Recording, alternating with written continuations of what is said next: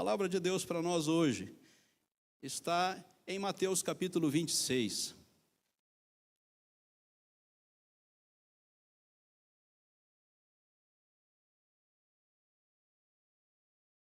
Mateus capítulo 26.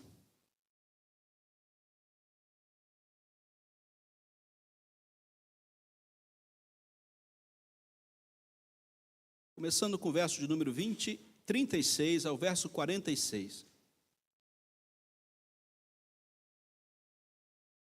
Mateus capítulo 26, do verso de número 36 até o verso 46. Em seguida foi Jesus com eles a um lugar chamado Getsêmani e disse aos seus discípulos: assentai-vos aqui enquanto eu vou ali orar. E, levando consigo a Pedro e os dois filhos de Zebedeu, começou a entristecer-se e a angustiar-se. Então lhes disse: a minha alma está profundamente triste até a morte. Ficai aqui e vigiai comigo. Adiantando-se um pouco, prostrou-se sobre o seu rosto, orando e dizendo: meu Pai, se possível, passa de mim este cálice, todavia não seja como eu quero, e sim como tu queres. E voltando para os discípulos, achou-os dormindo, e disse a Pedro: então, nem uma hora pudestes vigiar comigo? Vigiai e orai, para que não entreis em tentação. O espírito, na verdade, está pronto, mas a carne é fraca. Tornando-se a retirar-se, orou de novo, dizendo: meu Pai, se não é possível passar de mim este cálice, sem que eu o beba, faça-se a tua vontade. E voltando, o achou outra vez dormindo, porque os seus olhos estavam pesados. Deixando-os novamente, foi orar pela terceira vez, repetindo as mesmas palavras. Então voltou para os discípulos e disse: ainda dormis e repousais? Eis que é chegada a hora, o Filho do Homem está sendo entregue nas mãos de pecadores. Levantai-vos, vamos, eis que o traidor se aproxima. Meu Deus, muito obrigado pela tua palavra, instrumento na mão do teu Santo Espírito para nos fazer santos e nos dar herança em Cristo Jesus. Obrigado porque a tua palavra é verdade, ela fala aos nossos corações, conduzindo-nos, Senhor Deus, a um caminho seguro dentro da tua vontade. Entendemos, Senhor Deus, compreendemos a necessidade da mesma, por isso estamos aqui em culto e adoração, abrindo para que o Senhor traga a luz da tua palavra às nossas vidas, Senhor, e que fique somente aquilo que teu Espírito Santo administrar a cada um de nós. Oramos em nome de Jesus. Amém. Considere o agir de Deus, irmãos.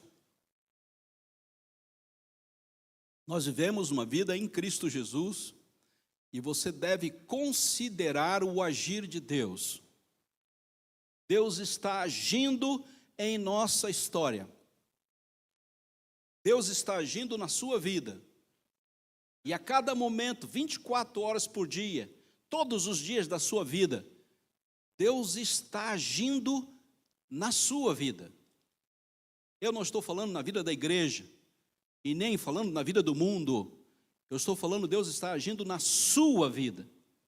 Pessoalmente, Deus está operando na sua vida constantemente. Considere o agir de Deus para você.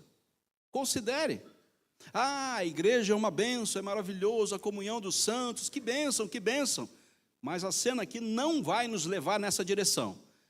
Ela vai nos levar na direção pessoal, da presença de Deus agindo na vida de cada um dos integrantes desta cena aqui. Não é o momento da igreja, nem é o momento da evangelização do mundo, não é o momento das grandes obras, nem das pequenas obras. Não é esse momento. É o momento da agonia, é o momento da tribulação.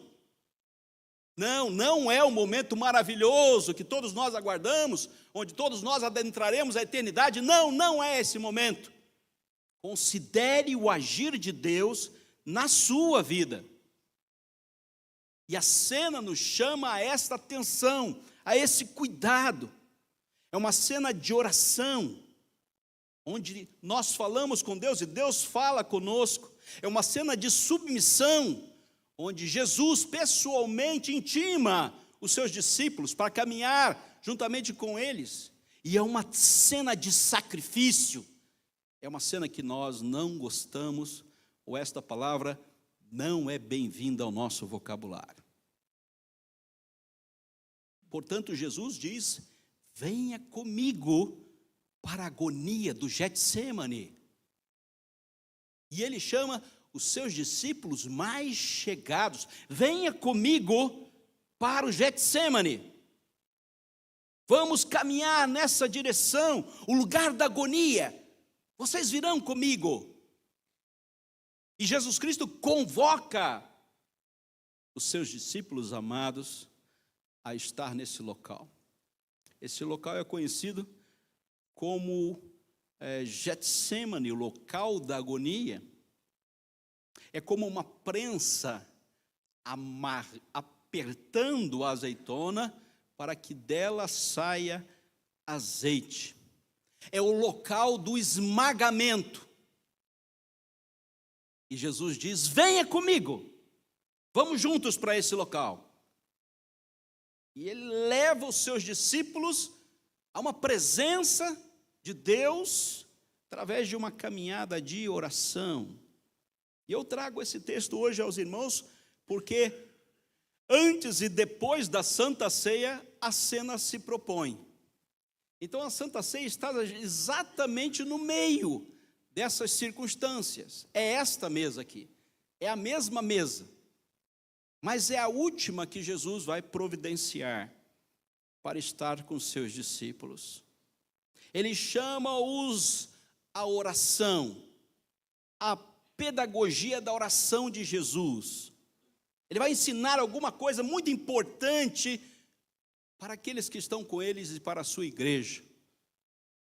E ele vem para andar comigo agora, porque teremos um momento especial de relação com o Pai. Vocês vêm comigo, vamos comigo nessa situação, nessa circunstância. Vamos buscar o eu e Deus, e o querer da vontade de Deus. Venha comigo para essa cena de oração. Não perca essa oportunidade, porque daqui a pouco eu já vou ser assunto aos céus, vou morrer, vou ressuscitar. Então eu quero deixar algo muito especial com vocês. E o texto que antecede, uma mulher chega diante de Jesus, verso de número 12, e num vaso de alabastro derrama sobre ele o perfume, e os discípulos dizem: olhem, está jogando dinheiro fora. Falou: não, ela está fazendo exatamente o que ela deveria fazer. Sabe por quê? Porque este azeite está me preparando para o meu sepultamento. E os discípulos devem ter olhado para Jesus: que conversa é essa, Jesus? Hora de sepultamento. No verso de número 16 até o verso de número 5 é a hora da traição. Jesus identifica o traidor e diz: você vai me trair. Ele diz: eu serei traído e você irá me trair. E essa cena fica bem clara no texto. E ele recebe o traidor para que esteja junto com eles ali. O verso de número 26 vai falar propriamente da Santa Ceia. Do verso 17 até o verso 19, já falou da pessoa do traidor. Agora ele fala da Santa Ceia, do verso 26 até o verso número 30. É uma cena de adoração. Ele convida os seus discípulos a adorar a Deus com ele. Participam do mesmo pão e do mesmo cálice. Este é o meu corpo, este é o meu sangue. Segunda cena da traição, ele conversa com Pedro. E ele comunica a sua morte. Pedro diz: olha, isso não vai acontecer. E Jesus comunica a ele que ele vai traí-lo. E o galo vai cantar. Do verso 36 ao verso 46 é a cena do Getsêmani. E aqui existem lições muito importantes para nós hoje. Considere o agir de Deus. Pare de olhar para você mesmo. Para de olhar para os seus sentimentos. Para de olhar para as forças que você acha que tem. Considere Deus. Jesus convidando os seus discípulos. Considere Deus. Pare de pensar mais do que você deve a respeito do seu umbigo. E comece a considerar Deus e a ouvi-lo.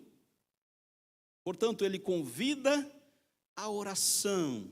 Venham comigo, vamos ali orar. Por uma, por duas, por três vezes, o convite é feito. E Jesus Cristo percebe pela terceira vez que os discípulos ainda dormem e ainda repousam. Eles têm os olhos pesados. Pesados por quê? Por que tanto sono? Por que tanto cansaço?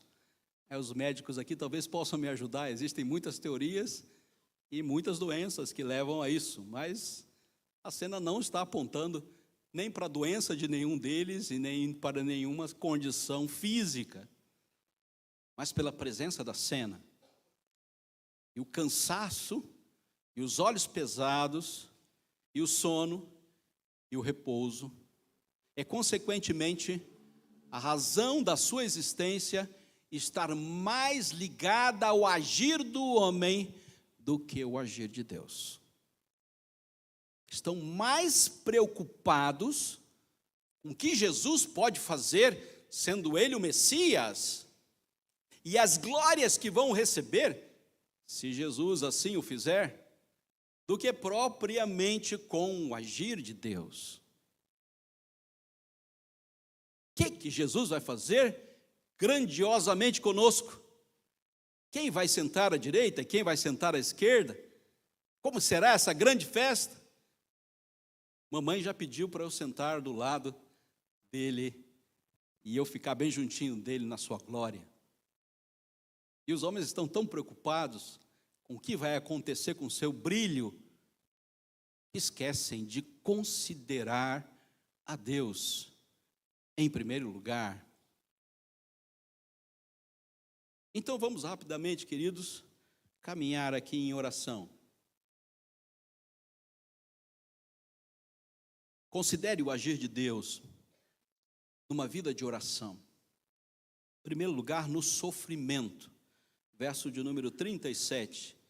Levando consigo a Pedro e a 2 dos filhos de Zebedeu, começou a entristecer-se e a angustiar-se. É um momento de oração. Em primeiro lugar, no sofrimento, na tristeza. Sim, sofrimento e tristeza virão para conosco. Algo vai acontecer que vai nos entristecer. Nós haveremos de sofrer profundamente até a morte, diz o nosso Senhor Jesus Cristo. O peso do pecado desde o Éden nos traz tal sofrimento e tal tristeza. E nós temos que lidar com ela. E Jesus convida a um momento de oração e ele lhes diz, olha, também no sofrimento, também na tristeza, considere ouvir o que Deus tem a dizer e não o que você é capaz de pensar.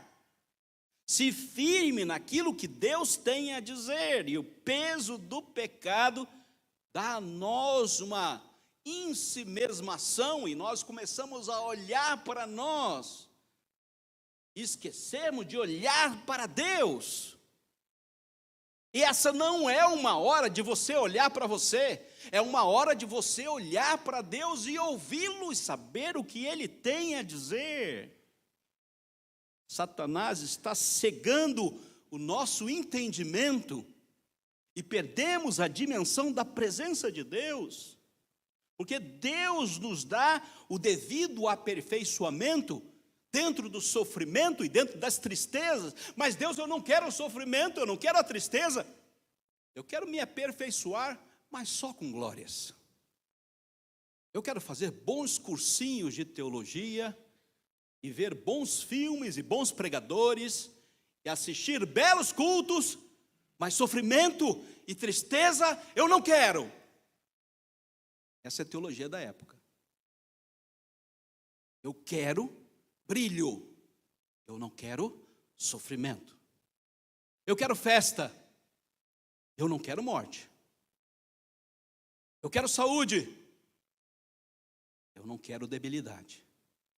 Eu só quero coisa que vai me fazer bem aos meus olhos.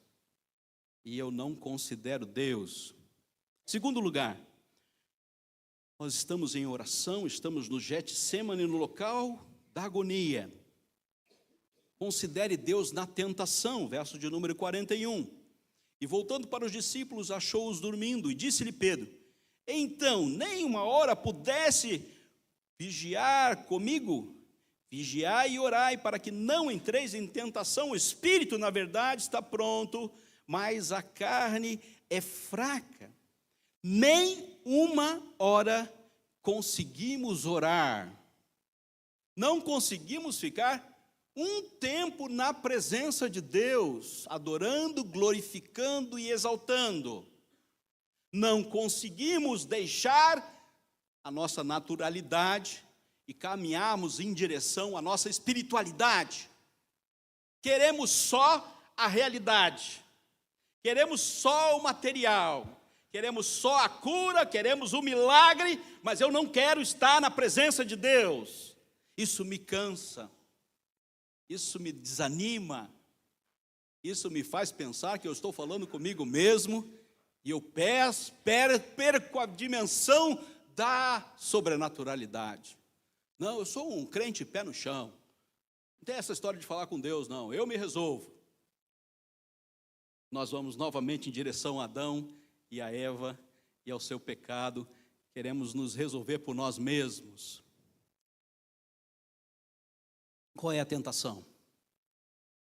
Não, deixa Deus para lá. Eu me resolvo sozinho. Estou cansado, vou descansar. Eu me resolvo sem Deus. E os discípulos há tanto tempo estão com Jesus, mas não perceberam que não dá para passar o cálice. Não dá para deixar de tomar a Santa Ceia. Não dá para deixar passar. Ela é para nós aqui. Para todos aqueles que estão arrolados no corpo de Cristo. O cálice não vai passar e você vai beber. A tentação é para você sair pelaquela porta e não tomar do cálice. Mas você vai beber do cálice, porque você é do Senhor. E só por isso você está aqui, diz Jesus aos seus discípulos. Dá para passar, mas seja feita a sua vontade. Queridos, nós só falamos seja feita a sua vontade na oração, na comunhão com Deus, buscando o querer de Deus para a nossa vida. Em terceiro lugar, aí também tão terrível quanto no momento de oração, é a cena do abandono. Verso 45. Então voltou para os discípulos e lhes disse: ainda dormis e repousais? Ninguém vai com você. Você vai sozinho. Os seus amigos não vão te acompanhar. O pastor também não. Filhos, os pais não vão lhe acompanhar. Você foi batizado, fez sua pública profissão de fé, e agora você responde por você na presença de Deus. Seus pais não vão lhe acompanhar. Você vai ter que se resolver sozinho com Deus. Coisa terrível é a cena do abandono. Quando nós somos deixados à mercê de nós mesmos. Que momento terrível para Jesus, contando com seus grandes amigos e irmãos, aqueles a quem ele escolheu para andar junto com ele. E na hora que ele mais precisa, que ele vai beber do cálice da morte, eles dormem e repousam. Pois bem, esse é um sono espiritual. Paulo já fala a Efésios: desperta, ó tu que dormes, levanta de entre os mortos, e Cristo Jesus vai te iluminar. Estamos na igreja, somos do Senhor, temos a graça da salvação, estamos salvos em Cristo Jesus, mas dormimos espiritualmente, porque a nossa realidade é mais importante que a nossa espiritualidade. Eu posso viver a minha vida aqui nesse mundo conduzido somente por aquilo que eu mesmo posso produzir. E os discípulos aprendem uma lição importante, que não dá para viver sem Jesus. Não dá para viver sem a presença de Jesus. Efésios 6 vai dizer que nós vivemos uma luta muito grande. E o campo é um campo de batalha. Nós vamos passar um tempo aqui na terra batalhando para vivermos pela fé. E se a oração não te acompanhar, difícil você ter vitórias. Se você não for até o Getsêmani, difícil você ouvir a voz de Deus e o que Deus tem a dizer. Termino orando. No sofrimento, Deus nos aperfeiçoa. Orando na tentação, Deus nos livra. Orando no abandono, Deus nos ampara. Ele nunca nos deixa. Passaremos pelo vale da sombra da morte e continuaremos seguros, porque ouvimos o que Deus tem a dizer para nós. O nosso espírito estará em comunhão com o Espírito Santo de Deus, para vivermos nossa vida. Que Deus abençoe a sua palavra. Amém.